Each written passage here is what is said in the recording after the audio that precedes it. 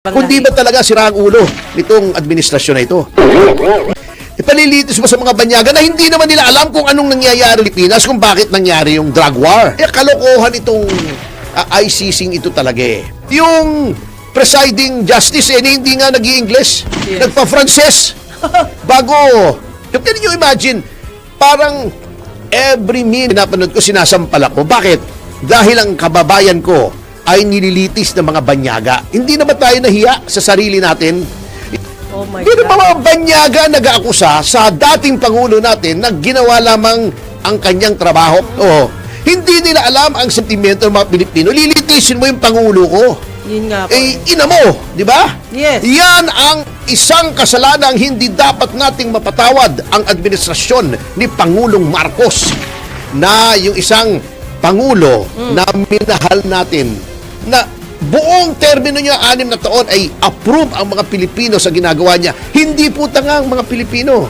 Yun po mga kababayan, huwag niyong patatawarin kung may dalawang bagay na hindi dapat patawarin ang administrasyong ito.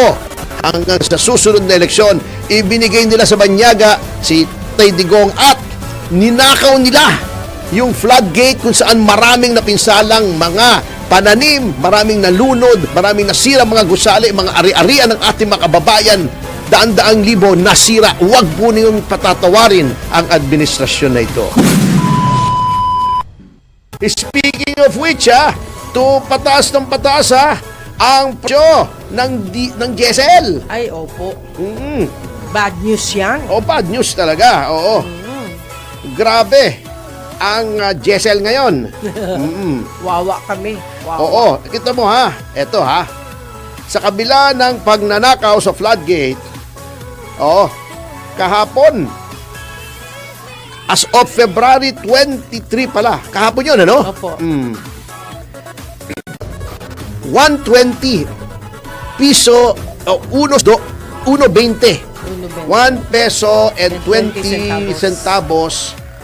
Umpisa today. Per liter. Per liter. Ibig sabihin, sa loob ng 2 buwan, Enero at Pebrero lamang, tumaas ng 8 piso. Total. Grabe yun Oo. Sobra. Oh my God! Alam mo yung mga mayayabang kong mga kaibigan, kahapon, di ba yung iba, nagpatank bago tumaas. Opo. Sila ayaw nila. Magpapapulta kami bukas pag tumaas na. Bakit? Ayaw kong sabihin ng mga kaibigan namin na cheap yung aming fuel. Wow. Hintayin namin. Ganon? Hintayin namin munang tumaas bago kami magpa-full tank. Hindi po ba yun? Tulong nila, tulong.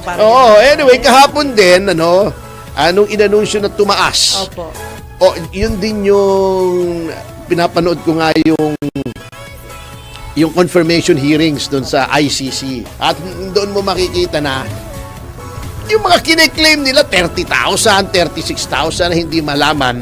Alam mo ang inano lamang nila, ang sila-charge lamang nila laban kay Pangulong Duterte Ano po? na di umano'y mga pagpaslang daw. Umpisa nung mayor pa siya, 78 lang. Ganon? 36,000, 78 lang palang i-prove nyo. Paano naging crimes against humanity yun? Wala. Crimes against humanity kasi, yung mga massacre, dahil, number 1, sa relihiyon. Halimbawa, lahat ng mga Agripayano, papatayin ko! Ikaw ay pumatay dahil sa relihiyon. Yung ginawa ni Hitler, Opo. doon nga nauso yung crimes against humanity. Basta Hudyo ka, papatayin ka. Di ba? Opo. Yung mga general niya, pinatay. Sabi, 6 million daw. Although, the exact figure is not known. Sabi, 6 million daw. Dahil lamang ikaw ay Hudyo, ikukulong ka, pahihirapan ka.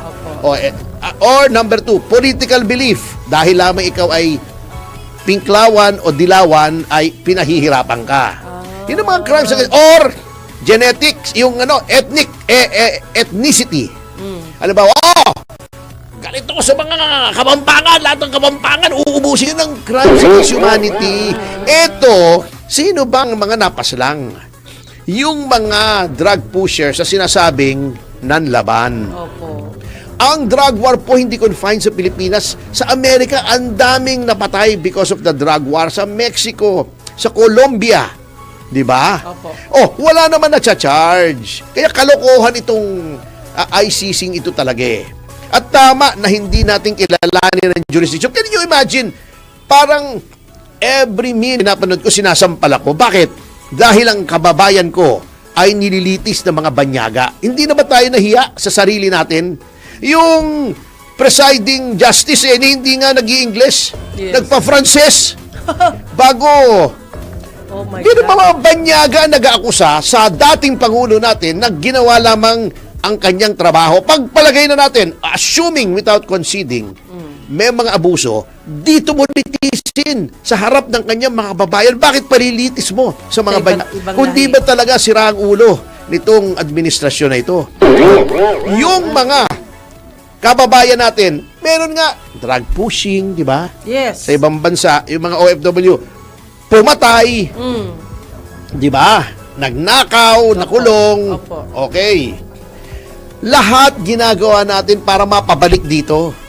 Yeah. Yung dating Pangulo na ginawang safe ang Pilipinas.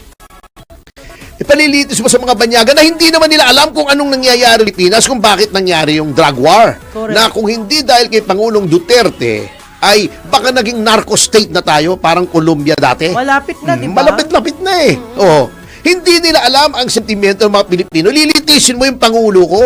Yun nga po. Ina mo, di ba? Yes. Yan ang isang kasalanang hindi dapat nating mapatawad ang administrasyon ni Pangulong Marcos, na yung isang Pangulo na minahal natin, na buong termino niya, 6 na taon, ay approve ang mga Pilipino sa ginagawa niya. Hindi po tanga ang mga Pilipino. Ha? Hindi natin aaprubahan nyo kung hindi naramdaman natin na tayo ay naging mas ligtas. Ha? Mas safe, na wala yung kriminalidad, na bawasan ang corruption. Di ba? Opo. Umayos ang pamamalakad. Hindi mangyayari yun kung yung mataas na rating ni Pangulong Duterte, kung hindi yun ang naramdaman natin at nakita Yes. natin. Hindi mo pwedeng lokohin ang lahat ng Pilipino. Yan ang nakikita. Opo. Hindi lahat nababayaran. Bakit ibibigay mo sa mga banyaga? Kung tingin mo may abuso, dito mo palitis, parang si Pangulong Arroyo, di ba? Nilitis dito, napawalang sala. Bakit ibibigay mo sa banyaga? Yun po, mga kababayan, huwag niyong patatawarin kung may dalawang bagay na hindi dapat patawarin ang administrasyong ito. Hanggang sa susunod na eleksyon, ibinigay nila sa banyaga si Tay Digong at ninakaw nila yung floodgate kung saan maraming napinsalang mga pananim, maraming nalunod, maraming nasira mga gusali, mga ari-arian ng ating mga kababayan, daan-daang libo nasira. Huwag po niyong patatawarin ang administrasyon na ito.